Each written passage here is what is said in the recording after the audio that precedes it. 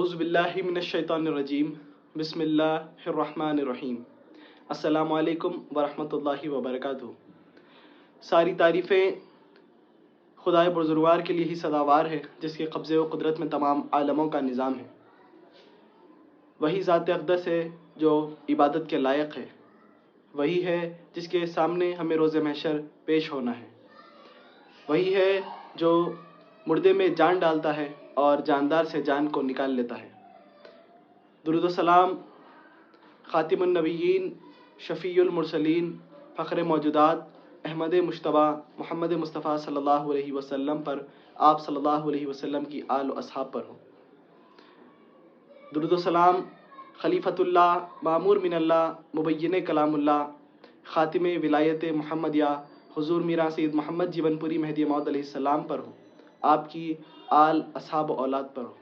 اللہ تعالیٰ کا یہ احسان عظیم ہے کہ اس نے ہمیں دین اسلام میں تصدیق مہدی موعود علیہ السلام سے سرفراز فرمایا ہے۔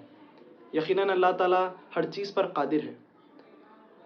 اللہ تعالیٰ جسے چاہے ایمان کی دولت سے سرفراز فرماتا ہے اور جس کو چاہے اس سے محروم کر دیتا ہے۔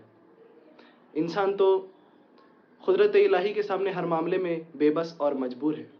اسلام تمام ادیان میں سے اللہ تعالیٰ کا سب سے پسندیدہ دین ہے، اور اس کی وجہ میرے ناقص ذہن میں یہ سمجھ آتی ہے کہ اللہ تعالیٰ نے اس دین کی تبلیغ کی ذمہ داری اپنے محبوب محمد مصطفیٰ صلی اللہ علیہ وسلم کو سونپی ہے۔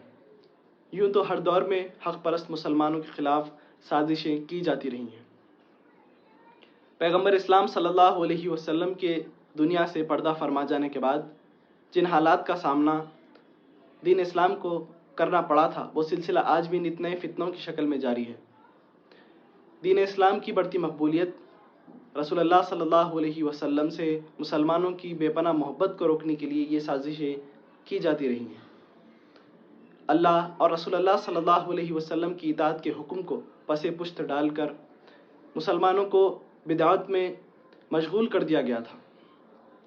ذکر اللہ کے نام پر حلقے باندھنا، چلہ بٹھانا، مزار پرستی کرنا، قرآن اور احادیث سے بڑھ کر علماء سو کے اقوال اور ان کی بتائی گئی باتوں پر عمل کرنا دین اسلام کا حصہ بن گیا تھا۔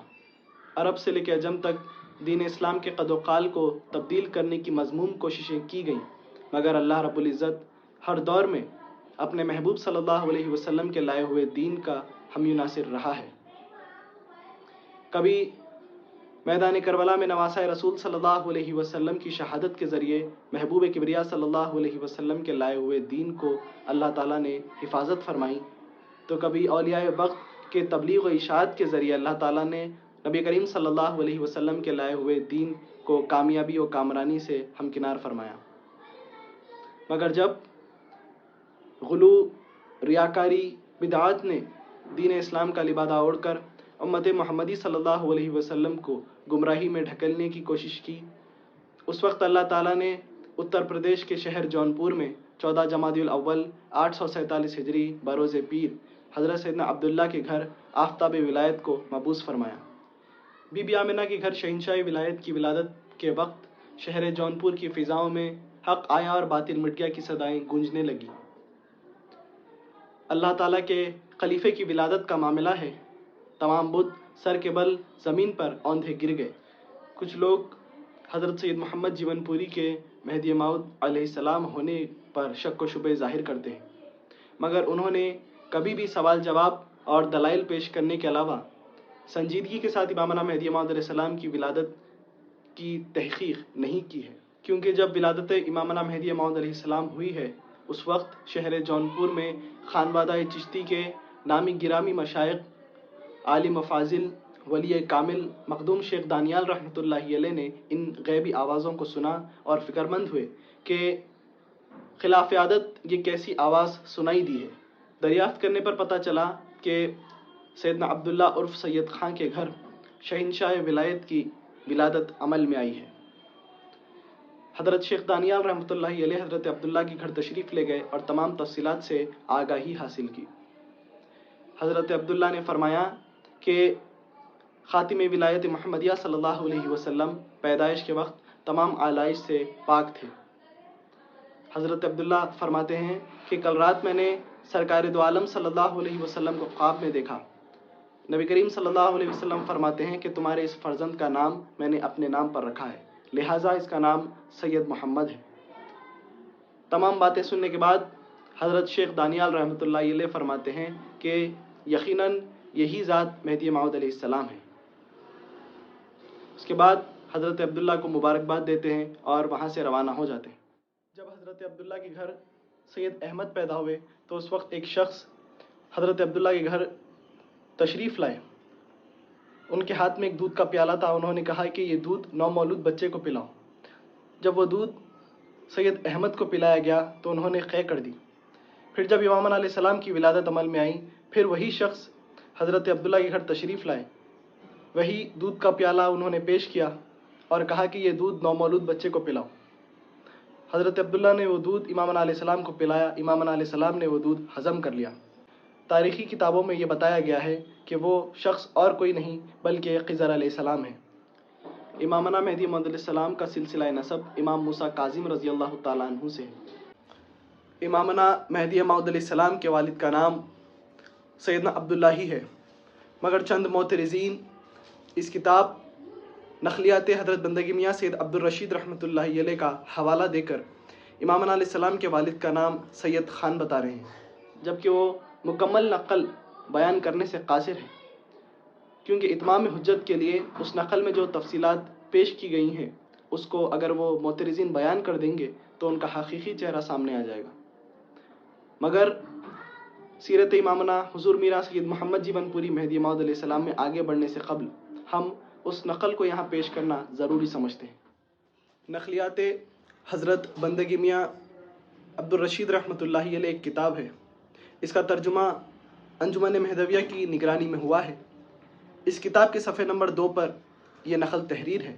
امامنا مہدی موعود علیہ السلام اپنی ذات مہدیت کے ثبوت میں یہ آیت مبارکہ تلاوت فرماتے ہیں، افمن کانا علی بین لک، یعنی آیا پس وہ شخص کے اپنے پروردگار کی طرف سے روشن دلیل پر ہو اور اس کے یعنی مہدی کے پیچھے رہے شاہد قرآن، اس کے پروردگار کی طرف سے اور اس سے قرآن سے پہلے موسیٰ کی کتاب بھی مہدی کی شاہد ہے جو امام رحمت ہے، یہ سب بینہ قرآن اور توریت اس کی تصدیق کرتے ہیں، اور جو کوئی اس کا مہدی کا منکر ہو فرقوں میں سے تو دوزخ اس کا ٹھکانہ ہے۔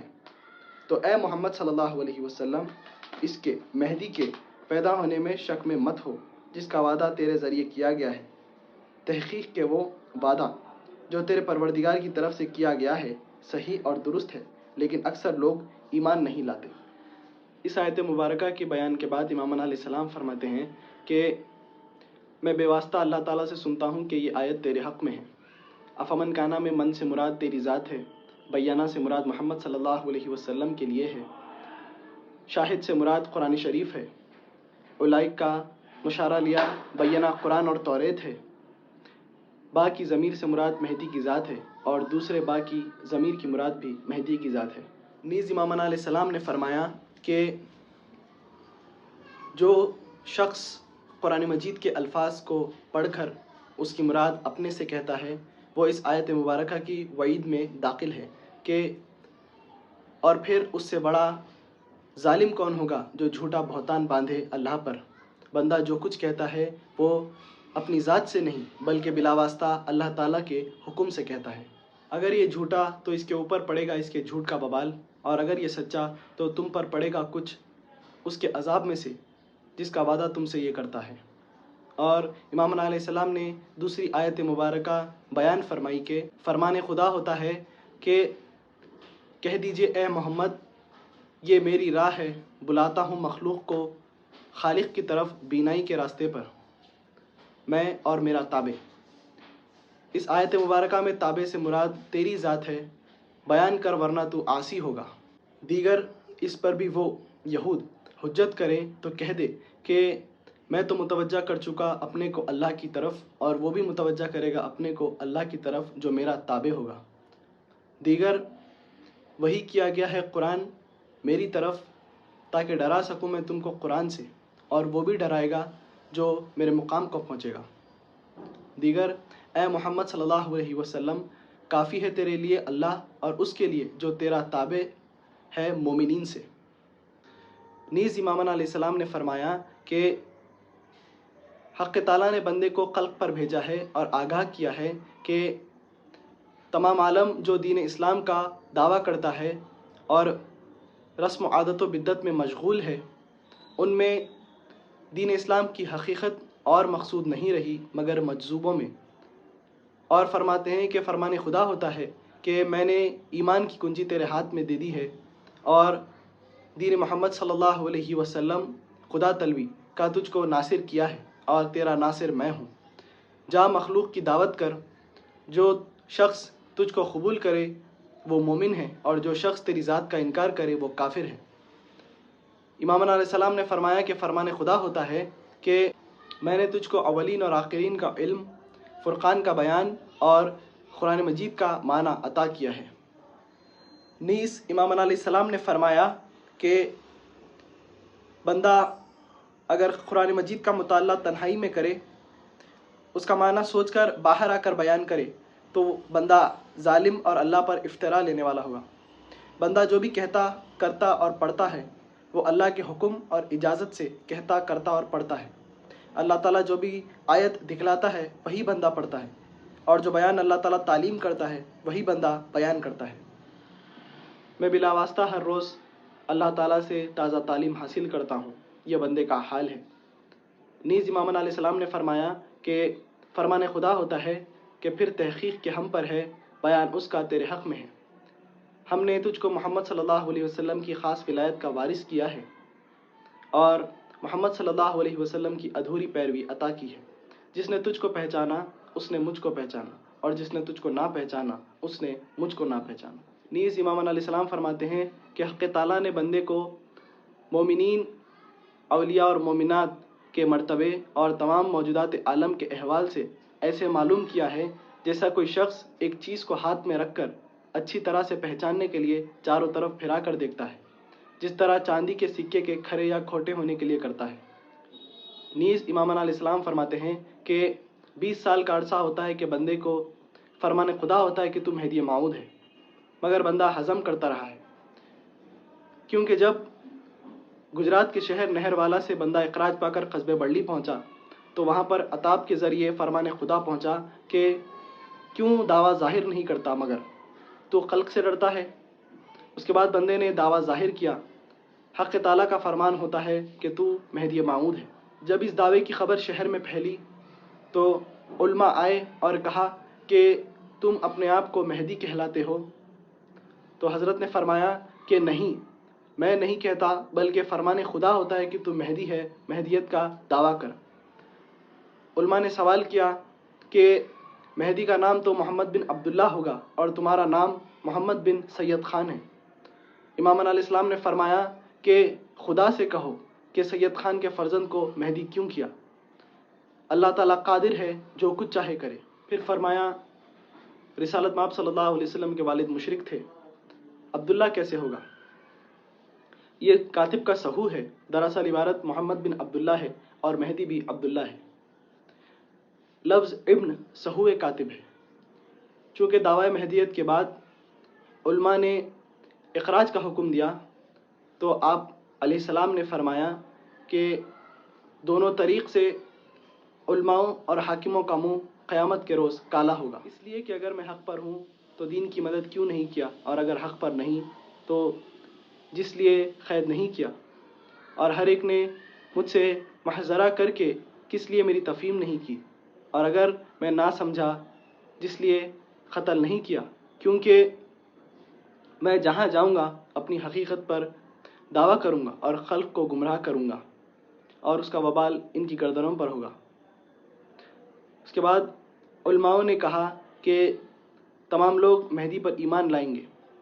امامنا علیہ السلام نے فرمایا کہ تمام لوگوں نے ایمان لایا اور اطاعت کی۔ انشاءاللہ اگلے ویڈیوز میں اس نقل مبارک کی مزید تفصیلات پیش کرتے ہوئے سیرت امامنا حضور میراں سید محمد جیون پوری مہدی موعود علیہ السلام کا سلسلہ بدستور جاری رہے گا۔